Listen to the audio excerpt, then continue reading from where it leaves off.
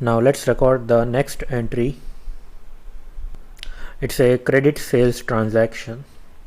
So let's see how do we record this entry in Tally. Press the F8 key to open sales voucher and change the mode to voucher mode and set the transaction date, which is 11th of October 2019. I'm not going to provide any reference number over here, and I will debit the buyer's account. So I don't want to provide any details like buyer's address or transporter's details, so I'll skip those details as well and enter the amount in the debit column and press enter.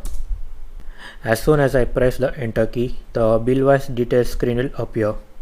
Here I need to create a new reference with respect to this sale so that it can be tracked in future. So I will select the option as new reference since it is a new sales.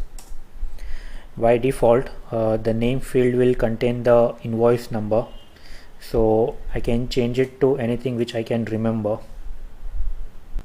So I will change it to something like Super Stationery order number 1.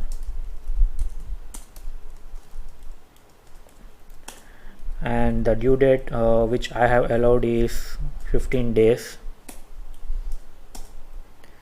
and just accept the remaining details and credit the sales account and skip this step and save the transaction.